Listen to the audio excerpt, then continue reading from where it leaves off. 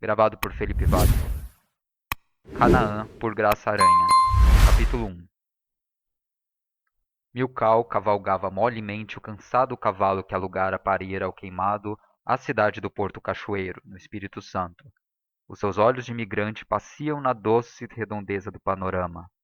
Nessa região a terra exprime uma harmonia perfeita no conjunto das coisas. Nem o rio é largo e monstruoso, precipitando-se como espantosa torrente, nem a serra se compõe de grandes montanhas, dessas que enterram a cabeça nas nuvens e fascinam e atraem como inspiradoras de cultos tenebrosos, convidando a morte como a um tentador abrigo. O Santa Maria é um pequeno filho das alturas, ligeiro em seu começo, depois embaraçado longo trecho por pedras que o encachoeiram, das quais se livra num terrível esforço, mugindo de dor, para alcançar afinal a sua velocidade ardente e alegre. Escapa-se então por entre uma floresta sem grandeza, insinua-se vivaz no seio das colinas torneadas e brandas que parecem entregarem-se complacentes àquela risonha e úmida loucura. Elas, por sua vez, se alteiam graciosas, vestidas de uma relva curva que suave lhes desce pelos flancos, como túnica fulva, envolvendo-as numa carícia quente e infinita. A solidão formada pelo rio e pelos morros era naquele glorioso momento luminosa e calma. Sobre ela não pairava a menor angústia de terror. Absorto na contemplação, Milkau deixava o cavalo tomar um passo indolente e desencontrado. A rédea caía frouxa sobre o pescoço do animal, que balançava moroso a cabeça, baixando de quando em quando as pálpebras pesadas e longas sobre os olhos viscosos. Tudo era um abandono preguiçoso, um arrastar lânguido por entre a tranquilidade da paisagem. Os humildes ruídos da natureza contribuíam para uma voluptuosa sensação de silêncio. A aragem mansa, o sussurro do rio, as vozezinhas dos pequenos insetos ainda tornavam mais sedativa e profunda a inquebrantável imobilidade das coisas. Interrompia-se ali o ruído incessante da vida, o movimento perturbador que cria e destrói. O próprio sol nascente vinha erguendo-se, repousado na calmaria da noite, e os seus raios não tinham ainda a potência de alvoroçar as entranhas da terra sossegada. Milkau caía em longa cisma, funda e consoladora. Quem não esteve em repouso absoluto não viveu em si mesmo. No turbilhão, a sua boca proferiu acentos que não percebia. Hoje, sereno, ele mesmo se espanta do fluido perturbador que emanava dos seus nervos doloridos e maus. As eternas, as boas, as santas criações do espírito e do coração são todas geradas nas forças misteriosas e fecundas do silêncio. Na frente do imigrante vinha como guia um menino, filho de um alugador de animais do queimado.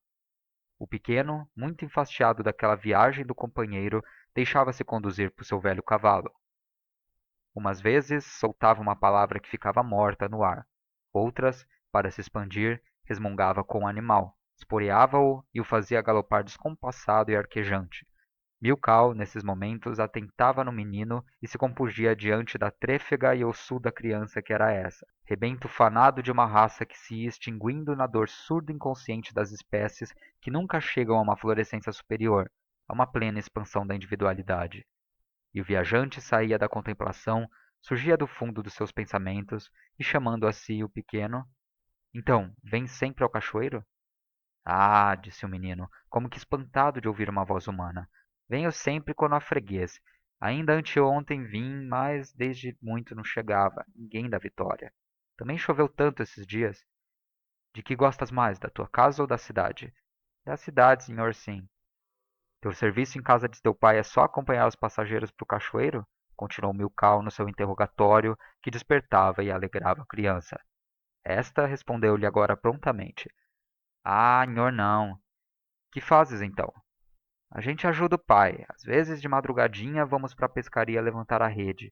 Hoje, antes do patrão chegar, estávamos já de volta. Também foi só cocoroca e um pinguinho. Só 4. O rio está escasso. Seu Zé Francisco diz que é porque a água está fria, mas tia Rita diz que agora é tempo de lua e a mãe da água não deixa o peixe sair. O melhor é pescar com bombas. Mas o subdelegado não consente e a gente tem que se cansar por nada. Aí no queimado vocês não têm carne? Ah, nhor sim, carne seca na venda do pai, mas é para freguesia. Nós comemos peixe. Quando falta, a gente bebe mingau. Continuavam a marchar pela estrada adentro. A paisagem não variava no desenho. Apenas o sol começava a incendiar o espaço.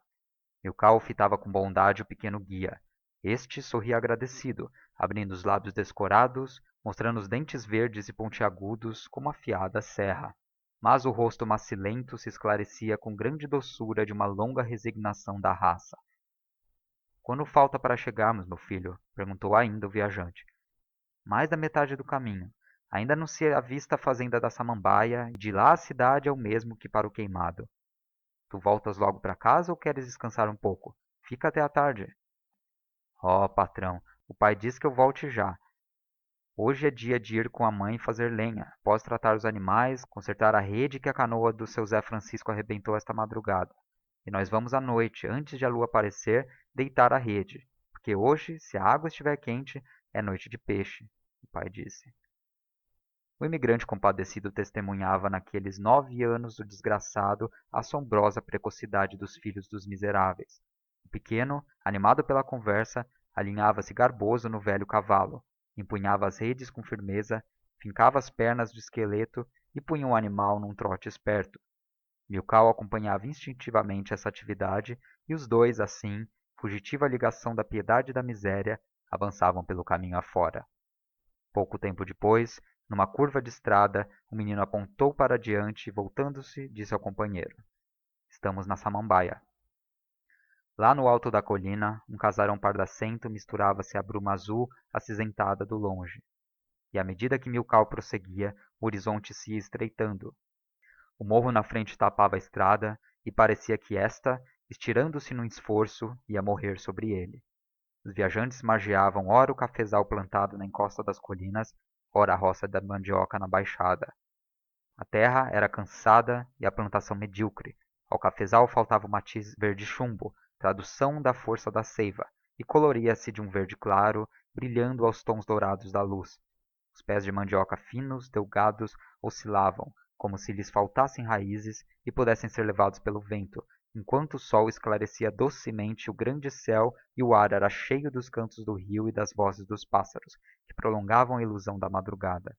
Sentia-se, ao contemplar aquela terra sem forças, exausta e risonha, uma turva mistura de desfalecimento e de prazer mofino.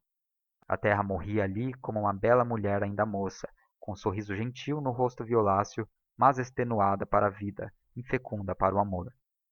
Milkau e o guia chegaram a uma porteira que fechava a estrada no trecho em que esta cortava as terras da Samambaia. O menino empurrou a cancela e com uma das mãos foi abrindo-a, enquanto ela rangia com um grito agudo. Milkau passou e atrás dele uma pancada surda cerrou a estrada. Esta, logo ao penetrar nas terras da fazenda, descrevia uma curva que abraçava o vale e se aproximava da barranca do rio. O caminho barrento, pegajoso e úmido, cheio de sulcos de carro de boi, desprendia um cheiro de lama e estrume. Da estrada pelo morro acima, o terreno era inculto, coberto de mata-pasto crescido, e sobre ele viam-se 2 bois agitando com o movimento inquieto das cabeças a sineta que traziam ao pescoço, bufando e catando insofridos a erva. Desenhava-se sob a pele dos pobres animaes a rija ossadura. Faziam-lhes companhia aves de mau agouro, anuns que trepavam nas suas costas de esqueletos, piando como pássaros da morte. Quando Milkau se viu em frente à casa, largou esquecidas as rédeas do cavalo e pôs-se a mirar em torno. O casarão, à vista agora, era grande e acachapado, com uma immensa varanda em volta, sem janelas, e para onde se abriam as desbotadas portas do interior. Fora branco, mas estava ennegrecido, com uma cor parda e desigual. Aqui e ali o bolor sobre as paredes traçava estranhas e disformes visagens. Da varanda descia uma escada de madeira já com falta de degraus e com os corrimãos arrancados. Na frente, crescia livre a erva com touceiras de mato rasteiro, apenas cortado pelas picadas que levavam da estrada e de outras direções à casa da vivenda. Ao lado, uma capella, havia muitos anos fechada, guardando no seu silêncio a voz da devoção que por ali passara, transformada em ignorado e misterioso relicário de antigas imagens de santos, talvez belezas ingênuas de uma arte primitiva, simples e religiosa. E dentro da igrejinha, velados pelas divindades enclausuradas, jaziam no chão sagrados tumultos de senhores e de escravos, igualados pela morte e pelo esquecimento. O cavalo de Milkau continuava o passo, o guia bocejava indiferente e, erguendo uma perna, alçava-a sobre a sela n'um gesto de resignação. Voltando-se para casa, viu um vulto que chegava á soleira da varanda, reconheceu-o e disse vagarosamente ao companheiro: lá está seu coronel Affonso. Milkau cumprimentou, tirando cortezmente o chapéu. O homem lá no alto correspondeu, erguendo-se indolente o sombreiro de palha. O dono da fazenda, de pés nus, calça de zuarte, camisa de chita sem goma, parecia, com a barba branca, muito velho, attestando na alvura da tez a pureza da geração. A physionomia era triste, como se elle tivesse consciência de que sobre si recahia o peso do descalabro da raça e da familia. Olhar turvo, apagado para os aspectos da vida, como de um idiota. O esgotamento das suas faculdades, das emoções e sensações, era completo e o reduzira a uma attitude miseranda de autómato. Mas, ainda assim, elle representava a figura humana, a mesma vida superior envolta na queda das coisas, arrastada na ruina geral.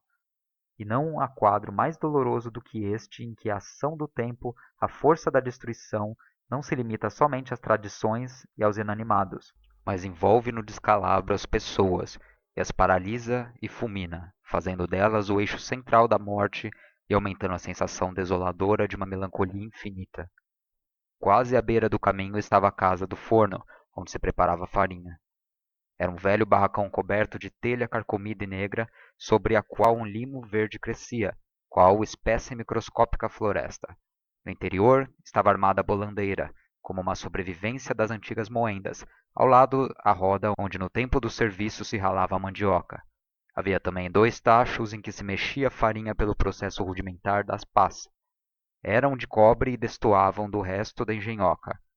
Milkau notou, além disso, no grande desleixo da casa abandonada, restos de maquinismos espalhados pelo chão, tubos, caldeiras, rodas dentadas, attestando ter havido ali uma installação melhor, que o homem, cahindo de prostração em prostração, perdendo todo o polido de uma civilisação artificial, abandonara agora em sua decadência, para se servir dos apparelhos primitivos que se harmonisavam com a feição embrutecida do seu espírito. Milkau proseguiu pela estrada, abrangendo ainda com os olhos o quadro dessa triste fazenda.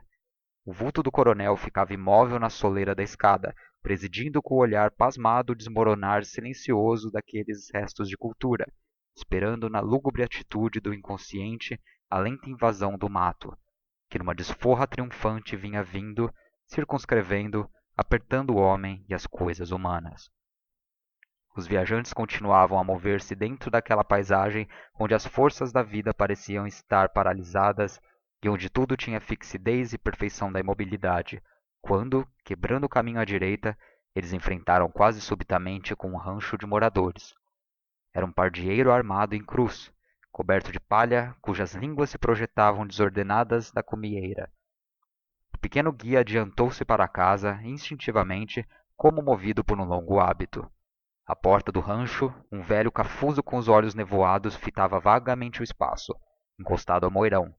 Apenas trajava uma calça usada, o tronco estava nú, e sob a pelle ressequida desenhava-se a envergadura de um esqueleto de athleta.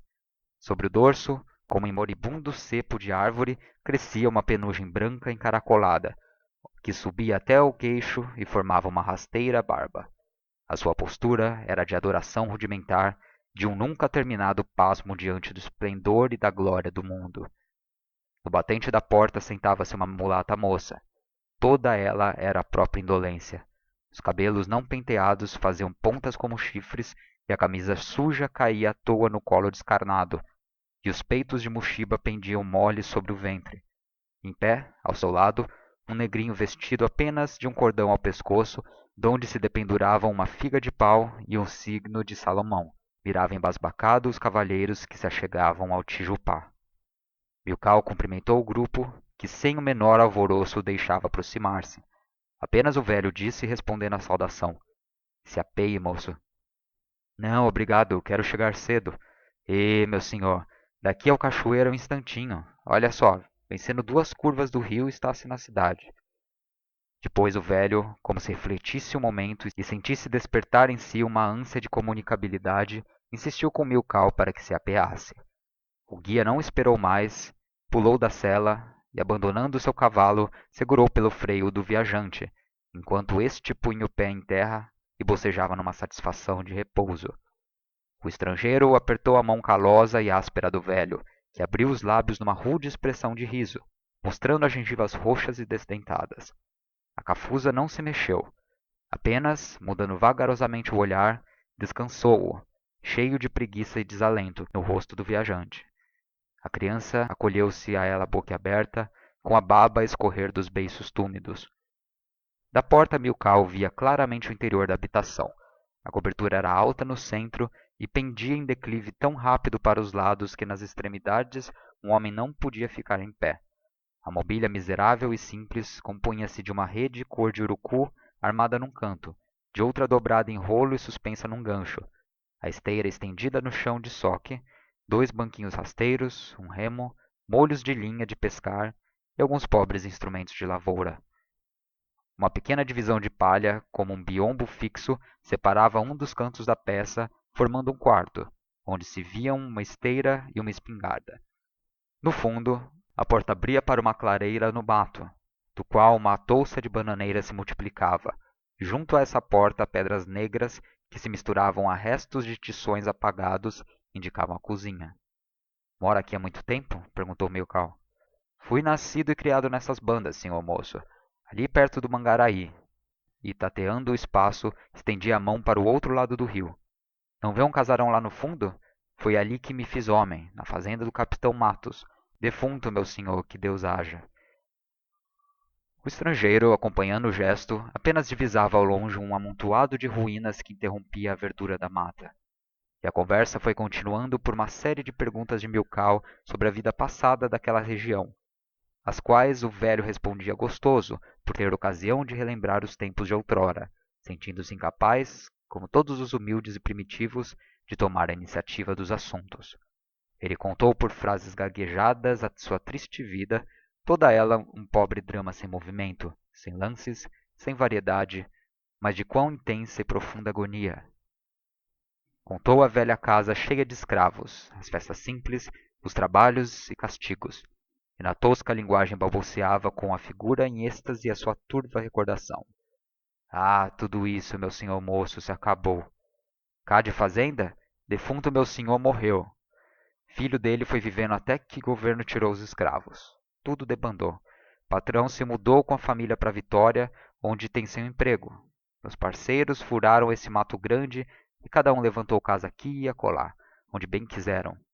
Eu com minha gente vim para cá, para essas terras de seu coronel. Tempo hoje anda triste.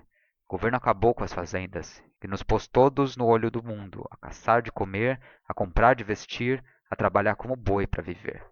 Ah, tempo bom de fazenda! A gente trabalhava junto.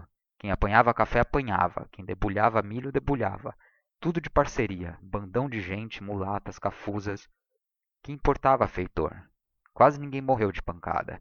Comida sempre havia, e quando era sábado, véspera de domingo, ah, meu senhor, tambor velho roncava até de madrugada. E assim o antigo escravo ia misturando no tempero travoso da saudade a lembrança dos prazeres de hontem, da sua vida congregada, amparada na domesticidade da fazenda, com o desespero do isolamento de agora, com a melancolia de um mundo desmoronado. Mas, meu amigo, disse milkau, você aqui ao menos está no que é seu, tem sua casa, sua terra, é dono de si mesmo. Qual terra, qual nada. Rancho é do marido da minha filha, que está aí assentada. Terra é de seu coronel, arrendada por 10.000 réis por ano. Hoje em dia tudo aqui é de estrangeiro. O governo não faz nada por brasileiro, só pune por allemão. N'um estremecimento, o preto velho, com o olhar perdido no vácuo, a mão estendida fazendo gestos tardos e incertos, prosseguia no seu monólogo. Vosmecê vai ficar aqui? Daqui a 1 ano está podre de rico. Todos os seus patrícios eu vi chegar sem nada, com as mãos abanando. E agora? Todos têm uma casa, têm cafezal, burrada. De brasileiro o governo tirou tudo, fazenda, cavalo e negro. Não me tirando a graça de Deus? E os seus olhos tristes obscureceram-se. A névoa que os cobria tornou-se mais densa, como que sobrecarregada agora da pesada visão de conquista da terra pátria pelos bandos invasores. Seguiu-se um oppressivo silêncio. Milkau recolhia o echo daquelle queixume de eterno escravo, daquella mal definida resignação dos esmagados. Havia alguma coisa de aleijão nesse protesto. A incapacidade de uma expressão livre e elevada fazia crescer a angústia. O velho continuava meneando a cabeça e resmungando um choro. A figura da filha, de uma indolência sinistra, dava maior impressão a tudo. Milkau sentiu um estrangulamento, como se o peso de toda a responsabilidade da sorte daquela gente caísse também sobre ele. Lá dentro de si mesmo batia-se em vão para encontrar a claridade de um sentimento, a limpidez de uma palavra consoladora. Nada achou. Num gesto contrafeito, despediu-se. Adeus, até a vista, meu velho. O preto abanou-lhe a mão. Os outros da família ficaram quietos, apatetados. Milkau caminhava pela grande luz da manhã, agora de todo inflamada. Os ventos começavam a soprar mais espertos e como que agitavam as almas das coisas, arrancando-as do torpor para a vida. O rio descia em direção contrária à marcha dos viajantes, e esses movimentos opostos davam a impressão de que toda a paisagem se animava e docemente ia desfilando aos olhos do cavaleiro. A fazenda, lá no alto, sumia-se no fundo do longínquo horizonte, e o imigrante notava o manso desenrolar do panorama, como o de fitas mágicas. Casas de moradores, homens, tudo ia passando, rolando mansamente, mas arrastado por uma força incessante que nada deixava repousar. A estrada se alargava, outras vinham aparecendo, desconhecidas, infinitas, incertas, como são os caminhos do homem sobre a terra. A brisa fresca encanava-se pelas duas ordens fronteiras de colinas paralelas ao rio e trazia ao encontro do viajante um mugido sonoro de cascata. O rolar do Santa Maria batendo sobre as pedras amontoadas, despedaçando-se como um louco nas lajes, aumentava, e as suas águas revoltas, espumantes, recolhiam e reverberavam à luz do sol, como um vacilante espelho.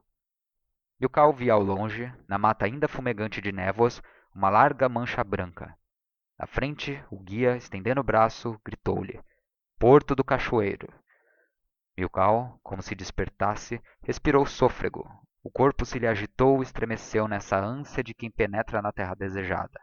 Mas o sangue, em alvoroço, saudou a aparição do povoado. Os nervos, à vontade, transmitiam um fluido ativo ao lerdo animal, que, ao sopro da viração, ao contato dos lugares próximos à cidade, fim das suas jornadas, também se transformou em vida.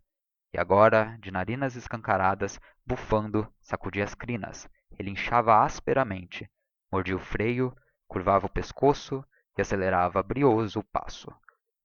Então, de uma pequena elevação que ia galgando, Milkau, ao olhar espraiado na paisagem, dominava a povoação apertada entre a montanha e o Santa Maria, cheia de luz, com a sua casaria toda branca, em plena glória da cor, da claridade da música feita dos sons da cachoeira, represa do fervido rio que se liberta em franjas de prata, a cidadezinha era naquele delicioso e rápido instante a filha do sol e das águas. Os viajantes continuavam apressados. As primeiras casas iam chegando, eram pobres habitações, como soltas na estrada para saudarem alviçareiras os viandantes. Mirando-as atentamente, Milkau observou que essas casas eram morada de gente preta, da raça dos antigos escravos, e adivinhou-os batidos pela invasão dos brancos, mas ainda assim procurando os derradeiros e longínquos raios do calor humano, e deitando-se à soleira das cidades, para eles estrangeiras e proibidas.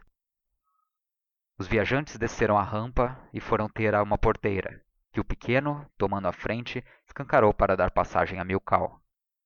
Entravam agora mais devagar na cidade. Onde se apeia, patrão? Perguntou solícito o guia. Em casa do Sr. Roberto Schultz. Conhece? Ah, nhor sim, quem não sabe? O maior sobrado da cidade. Domingo passado levei também um moço para lá. Os cavalos arfavam, dando à marcha fatigada uma sensação de movimentos irregulares, como se descessem com medo montanhas pedregosas. Uma espuma abundante ensopava-os, e, abandonados de rédeas, iam tropeçando nas pedras soltas da rua. Os olhos de Milkau tinham os estremecimentos das passagens bruscas dos panoramas contrários. Não possuíam fixidez, nem calma para precisar qualquer observação. Apenas guardavam na retina inconsciente a vaga sensação de uma cidadezinha alemã no meio da selva tropical.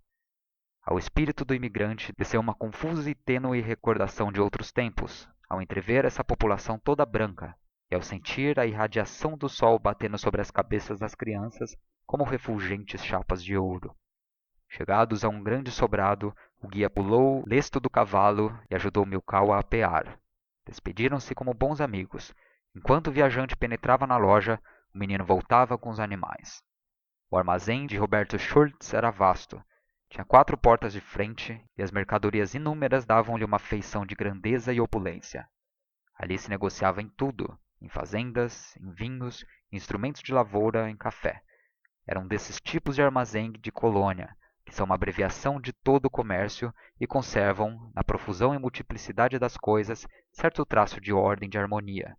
A loja, àquela hora, já estava cheia de gente e Milkau, para chegar até ao balcão, foi desviando os fregueses ali amontoados em pé, todos indecisos, pesados, brancos e tardos alemães.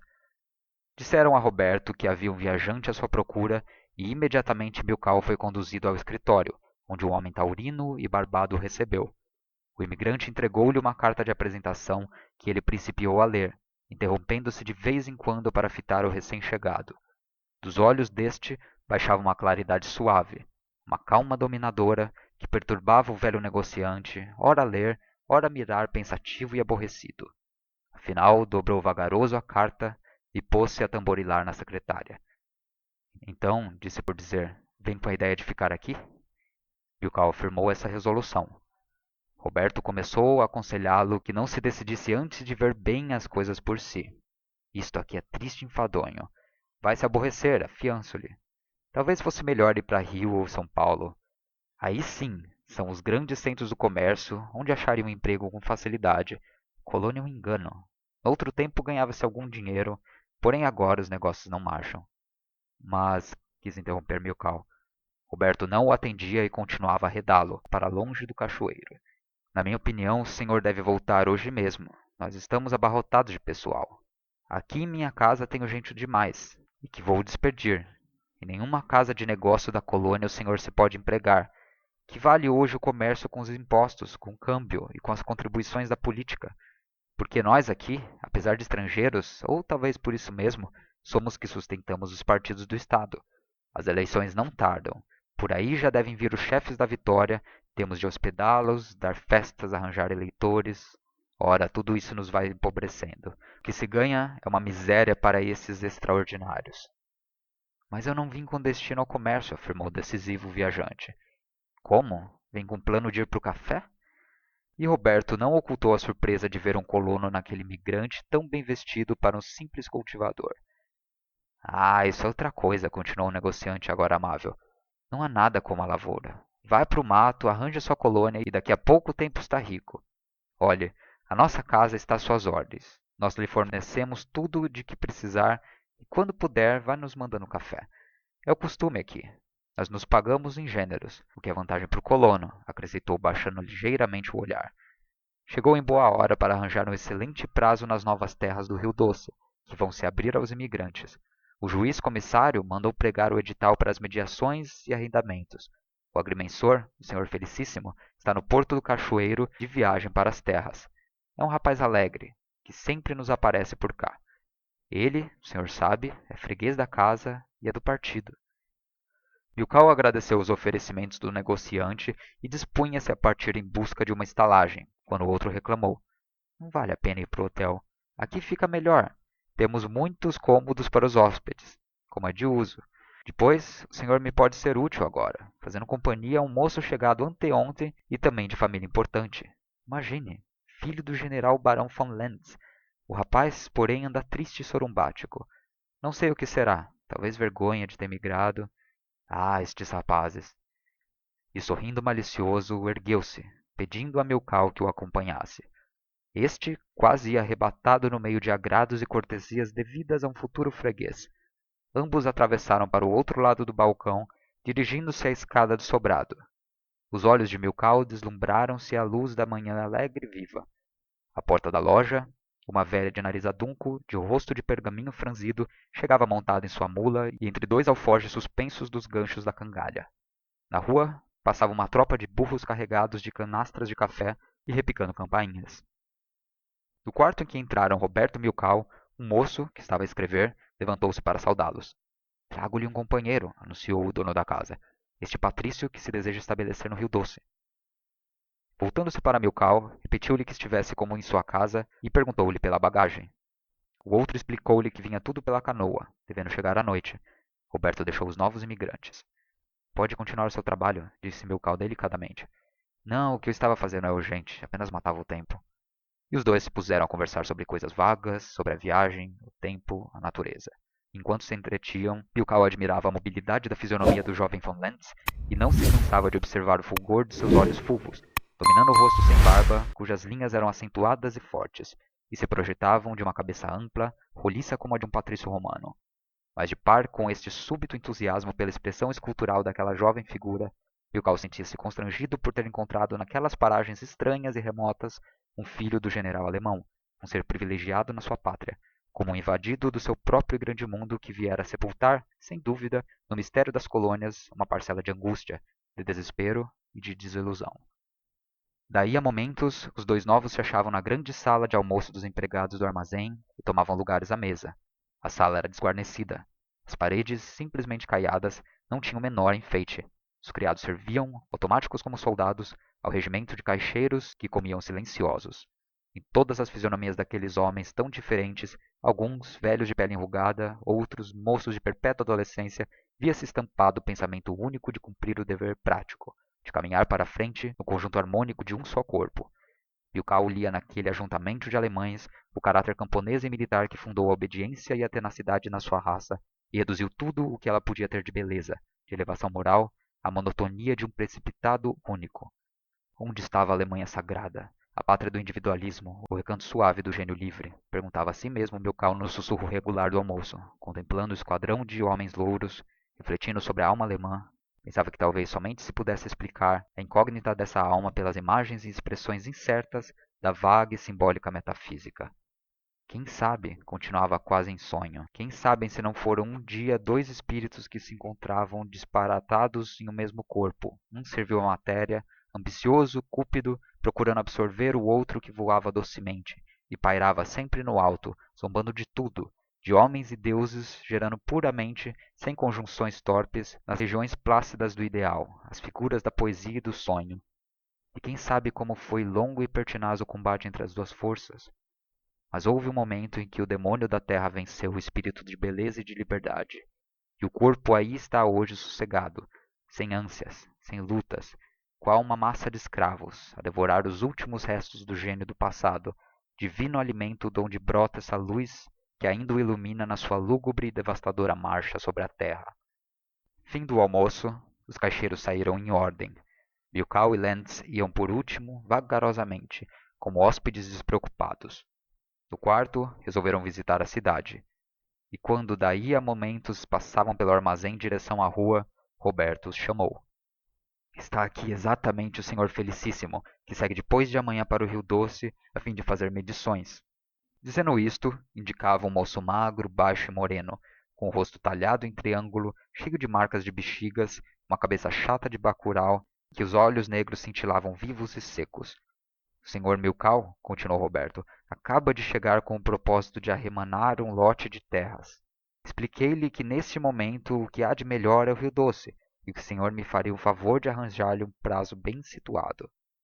Pois não, acudiu o agrimensor solicito e com o gesto de quem quer abraçar. Sigo amanhã a encontrar-me com a turma que está em Santa Teresa. Depois de amanhã bem cedinho nos pomos em marcha, e quando for lá pelas 11 acampamos no porto do Ingá, no Rio Doce. Senhores, quando vão? Lentz ficou embaraçado e meio confuso respondeu: para o campo? Ainda não sei afinal o que farei na colônia. Dependo muito do Sr. Roberto. O negociante coçou a cabeça e disse solene, em murmúrio, como se invocasse o testemunho dos mais: o Sr. von Lentz prefere a colocação na cidade, no comércio. Mas o Sr. Felicíssimo é que pode dizer quanto isso é difícil. As casas estão cheias, a ocasião é má. Esperemos, esperemos. Felicíssimo perguntou ao Milkau o dia da partida. É só para combinar tudo, e quando chegar lá não haver demora. O negócio é fácil, o senhor requer um prazo e o juiz commissário, que está agora para os lados do Guandu, despacha. Mas não precisamos dele para fazer a medição. Na sua ausência estou autorizado a tudo, até mesmo a entregar os lotes aos colonos que os vão ir trabalhando. Entre nós as coisas não são feitas com luxo, não temos formalidades. Tudo se arranja e legaliza depois. O que é preciso é pagar logo as custas. Milkau interrompeu para se informar das distâncias. Daqui a Santa Teresa quantas léguas? 5. De lá ao Rio Doce, outras tantas. O senhor deve ir d'aqui até o alto do Santa Teresa, ahi dormir e no dia seguinte tocar para o Rio Doce. É preciso um guia? Não, estrada sem erradas e batida. Roberto ofereceu-se para mandar guia o immigrante por tropeiros que iam diariamente para essas bandas. Milkau agradeceu, dispensando o obsequio. Deixando Roberto, saíram os três do armazém. Felicissimo, que dizia não ter nada a fazer naquellas horas, propoz acompanhar os estrangeiros, dando assim expansão aos instinctos da sua nativa e tranquilla vadiagem. Agora, o porto do cachoeiro abrasado de sol desvendava-se todo. A cidade era dividida em duas partes, que uma ponte ligava, mas podia dizer-se que só a margem esquerda era crescente, porque do outro lado as habitações se contavam salteadas e raras. As casas daquela banda enfileiravam-se monótonas em frente ao rio, e nem um jardim quebrava a austeridade das moradas, nem um quintal margeava os caminhos, nem uma arvore sombreava as ruas.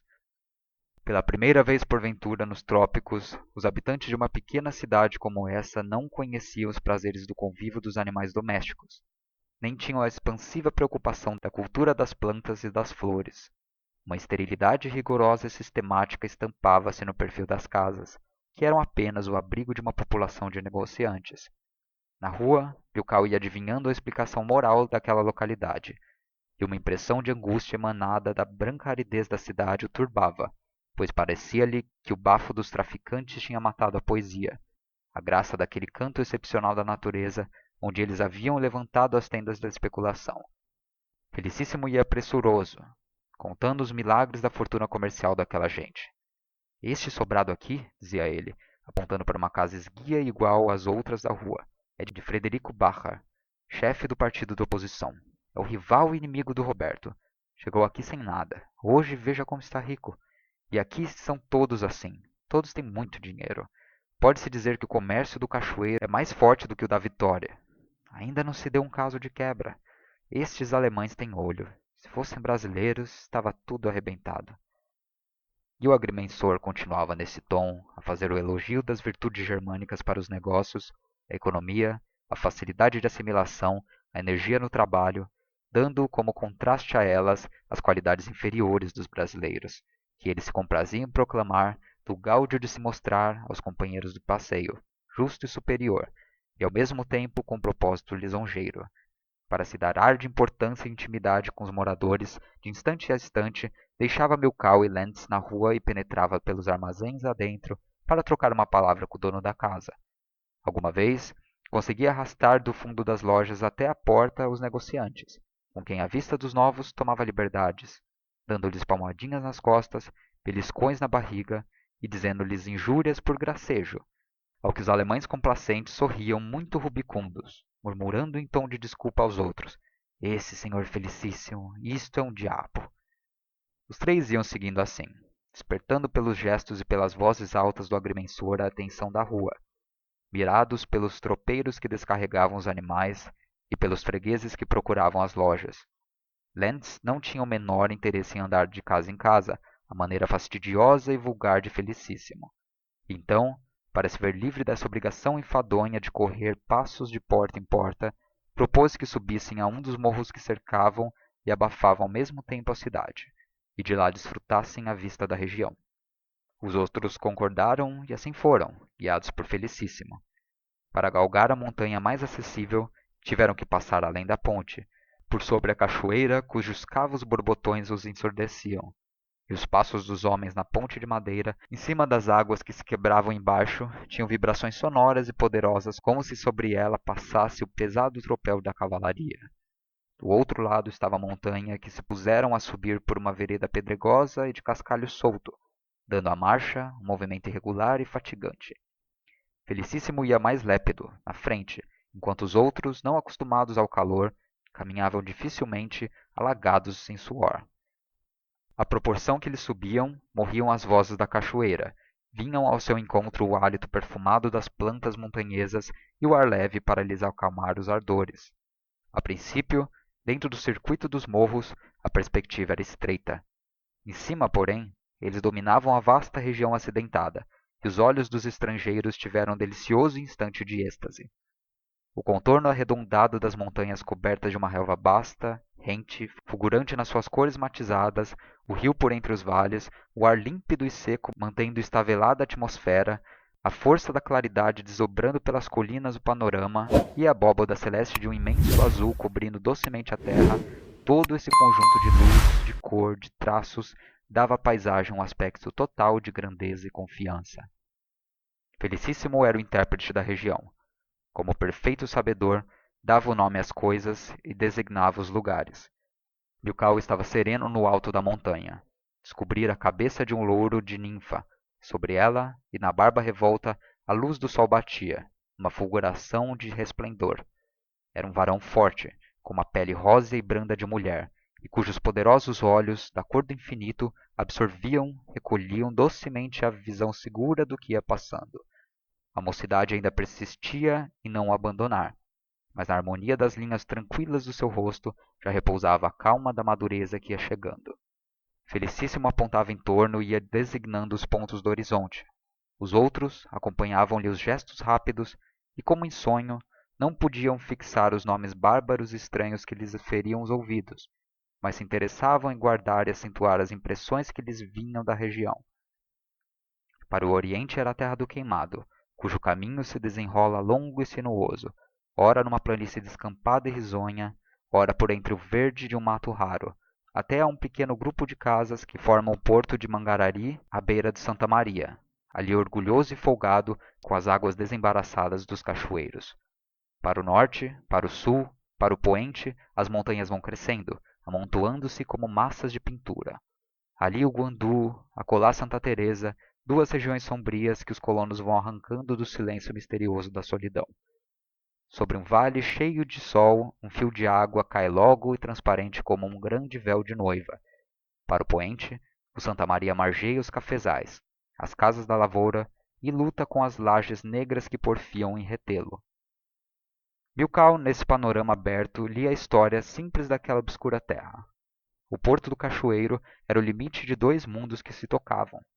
Um traduzia, na paizagem triste e esbatida do nascente, o passado, onde a marca do cançaço se gravava nas coisas minguadas. Ahi se viam destroços de fazendas, casas abandonadas, senzalas em ruínas, capellas, tudo com perfume e a sagração da morte. A cachoeira é um marco. E para o outro lado dela, o conjunto do panorama rasgava-se mais forte, mais tenebrosa. Era uma terra nova, prompta a abrigar a avalanche que vinha das regiões frias do outro hemispherio e lhe descia aos seios quentes e fartos. E ali havia de germinar o futuro povo que cobriria um dia todo o solo, que a cachoeira não dividiria mais dois mundos, duas historias, duas raças que se combatem, uma com a pérfida lascivia, outra com a temerosa energia, até se confundirem no mesmo grande e fecundante amor. Elles desceram da montanha e entravam pela cidade quando os armazéns se fechavam para se reabrirem depois da hora do jantar. Nesse momento, via-se pelas ruas um movimento maior de gente que deixava as lojas e se recolhia ás casas. Aqui, perguntou lentz ao agrimensor, quase todos são allemães? Sim, poucos brasileiros. No comércio pode-se dizer, não ha nenhum. Então, em que se occupam os brasileiros no cachoeiro? Indagou Milkau. Os que temos aqui são os de foro, juizes, escrivães, meirinhos. Outros são também empregados públicos, collector, agente de correio. E professores? Perguntou lentz.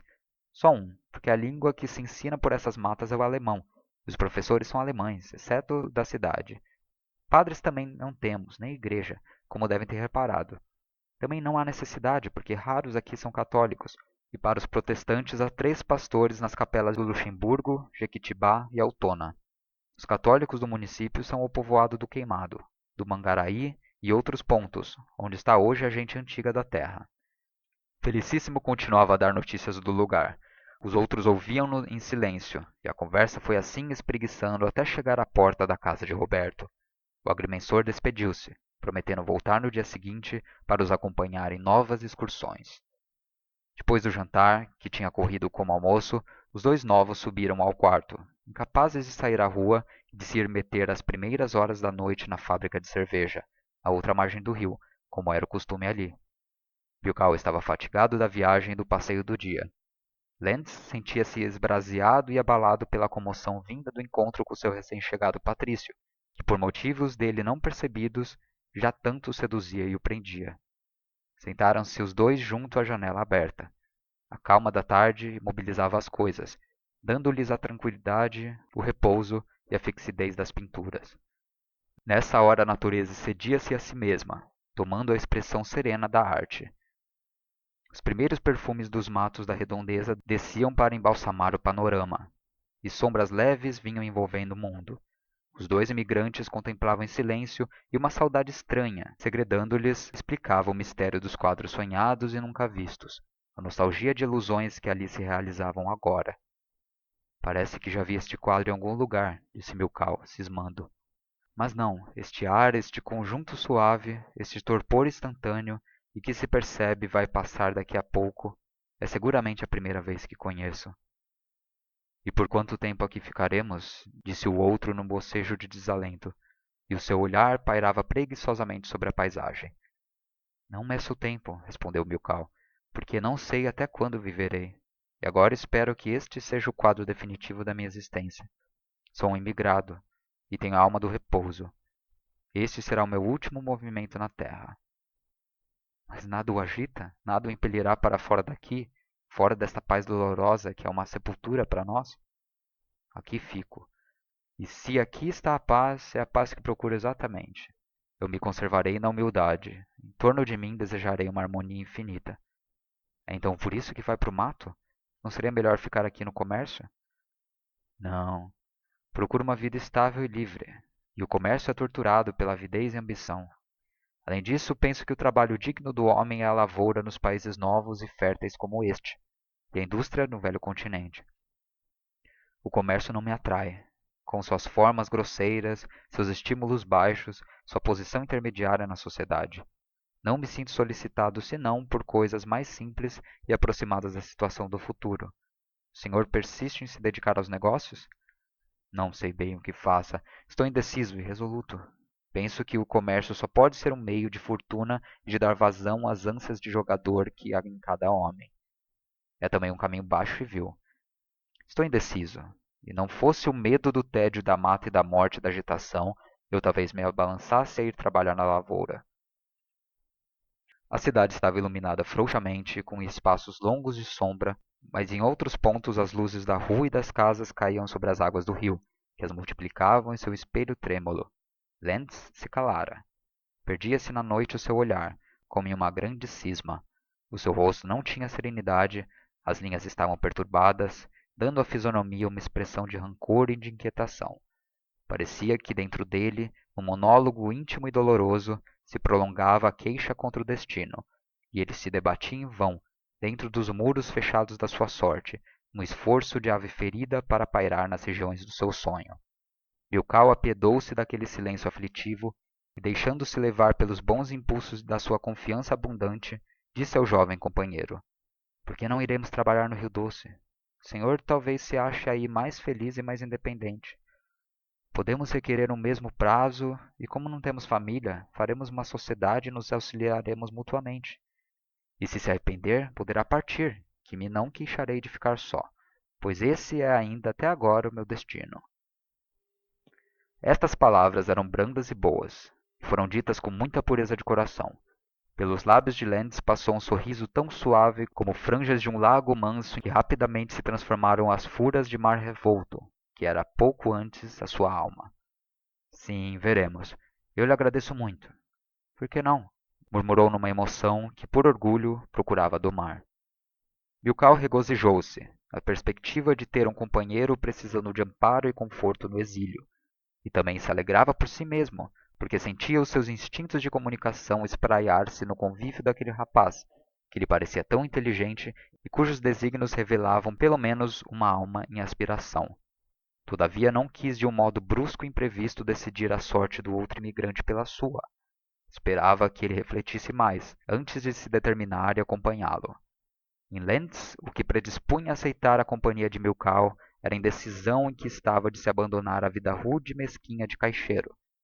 Era também a seducção intellectual por esse companheiro do acaso. Milkau não quiz insistir e delicadamente desviou o assumpto. Passou a conversar negligentemente sobre outras coisas. Então, tem lhe agradado a terra? Esta verdura de primavera? O esplendor do sol? E a vegetação possante? Sim, tudo isso é forte e belo, mas eu prefiro os campos europeus com suas mutações, seu quadro de montanhas, seu colorido mais distinto. A Europa, atalhou Milkau, tem tradição, que nos priva da liberdade de julgamento. Fora dela não sei se o Reno vale o Santa Maria, que sem lendas, sem passado, reflete em mim por seus próprios merecimentos tanto encanto, com suas margens incultas, sua água límpida e borbulhante, seus chorões curvos. Oh, esse sol implacável! Aqui não há descanso para a suave matização da cor, sempre esse amarelo a nos perseguir. E com um gesto de mão sobre a cabeça, Lentz parecia querer arrancar de si a obsessão da luz onipotente. Breve se acostumará, e há de amar esta natureza até a paixão. Eu já venho de longe e cada vez a admiro mais. Ah, não é esta a primeira vez que venho ao interior do Brasil? Por este lado, a primeira vez. Antes estive de passagem em Minas Gerais, logo que cheguei ao país, levando o plano de me estabelecer ali. Mas não encontrando facilidade, dirigi-me para cá. Em que lugar de Minas esteve? No oeste. E foi lá uma grande viagem para mim. São João del Rei é uma impressão única. Como? Interrogou curioso Lentz. Ali me pareceu ter penetrado no passado intacto do Brasil. Oh, foi uma volta deliciosa aos tempos mortos hoje por toda parte e que ainda lá prolongam a sua vida. Lentz embebeu-se das palavras de Milkau, que começou a contar-lhe sua visita à velha cidade mineira. No cachoeiro era silêncio, a luz das casas se apagara, os lampiões da rua espaçadamente ponteavam de luz as sombras da noite diáfana, da noite de verão que é apenas um instantâneo descanso do dia. A cachoeira mugia sempre, e o seu rumor igual e constante passava imperceptível aos olhos de Lentz, todo à escuta da narração de Milkau. Logo à primeira madrugada, o meu sono de viajante fatigado foi cortado pelo repicar de sinos de muitas igrejas, o que me produziu um doce encantamento. Como a todo homem habituado às grandes cidades modernas, a música dos sinos era-me desconhecida na força e na sonoridade que tinha naquela manhã. Mas, no entanto, essa música estranha não me feria, e eu a recolhia quase em êxtase, como se fosse uma antiga e revivida sensação, pois parecia que era entendida por uma alma longínqua que se despertava dentro de mim e tomava posse do meu ser. Deixei-me ficar deitado, embalado pelas carícias do sono, e sonhava. O espaço estava cheio de sons, o ar leve da montanha flutuava como se todo ele estivesse impregnado de música. A natureza despertada pela alegria dos sinos volatilizava-se e librava-se leve no ar. A cidade fugia da terra carregada nas harmonias, voava para os céus cantando. E eu sonhava, ouvindo repicar, procurando a calma, o sono e o esquecimento. A Idade Média representava-se no meu sonho. Povoados, castelos feudais, mosteiros, homens e coisas, todos ligados pelas vozes do campanário, que marcava no espaço a vida e a morte.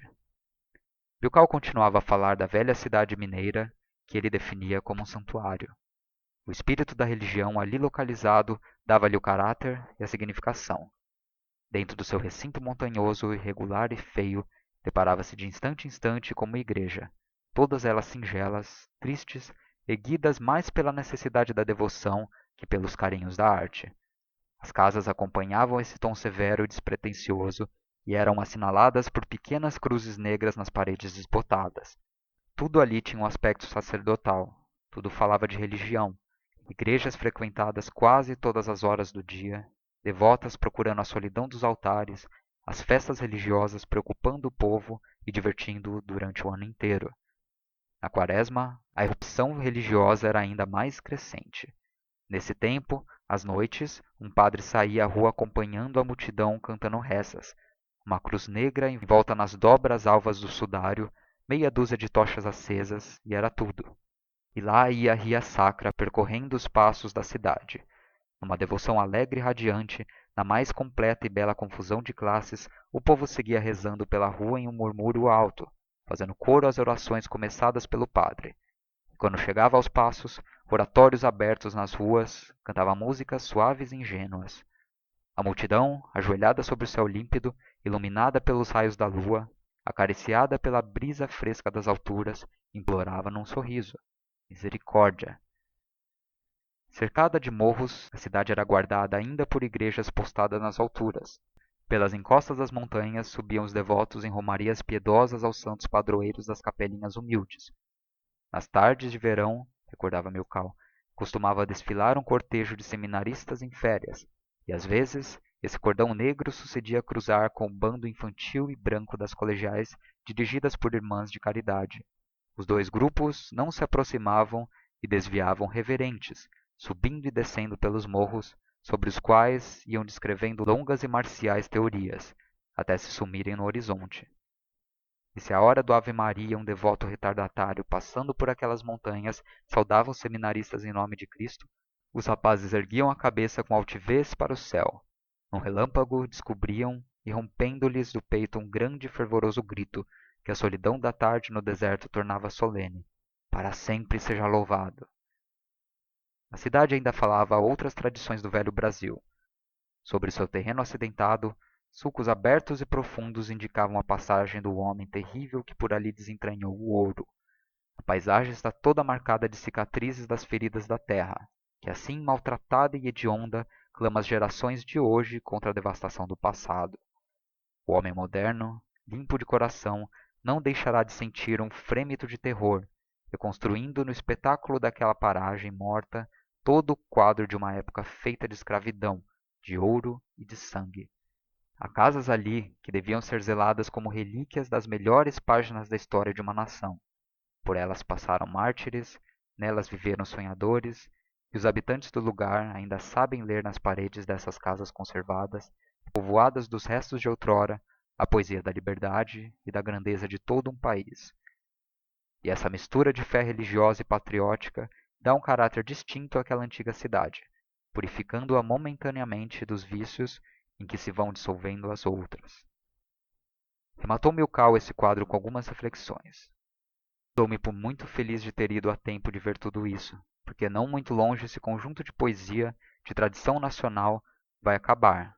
Na verdade, é com mágoa que sinto estar prestes o desmoronamento daquella cidade circundada de colónias estrangeiras, que a estreitam lentamente até um dia a vencer e transformar sem piedade.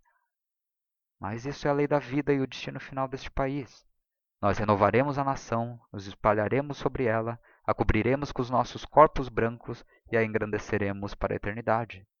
A velha cidade mineira da sua narração não me interessa. Os meus olhos se projectam para o futuro.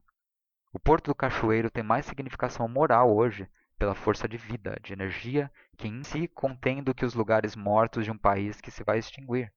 Falando-lhe com maior franqueza, a civilisação desta terra está na imigração de europeus. Mas é preciso que cada um de nós traga a vontade de governar e de dirigir. Nas suas palavras mesmas, disse Milkau, está escrita a nossa grande responsabilidade. É provável que o nosso destino seja transformar de baixo acima este país, e substituir por outra civilisação toda a cultura, a religião e as tradições de um povo. É uma nova conquista, lenta, tenaz, pacifica em seus meios, mas terrível em seus projetos de ambição. É preciso que a substituição seja tão pura e tão luminosa que sobre ella não caia a amargura e a maldição das destruições. E por ora, nós somos apenas um dissolvente da raça desta terra. Nós penetramos na argamassa da nação e a vamos amolecendo. Nós nos misturamos a este povo, matamos as suas tradições e espalhamos a confusão. Ninguém mais se entende. As línguas estão baralhadas. Os indivíduos, vindo de toda a parte, trazem na alma a sombra de deuses diferentes. Todos são estranhos, os pensamentos não se comunicam, os homens e as mulheres não se amam com as mesmas palavras. Tudo se desagrega, uma civilisação cáe e se transforma no desconhecido. O remodelamento vae sendo demorado.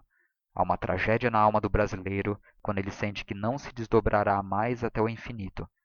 Toda a lei da criação é criar a própria semelhança. E a tradição rompeu-se. O pai não transmittirá mais ao filho a sua imagem. A língua vae morrer. Os velhos sonhos da raça, os longínquos e fundos desejos da personalidade emmudeceram. O futuro não entenderá o passado. Fim do capítulo 1.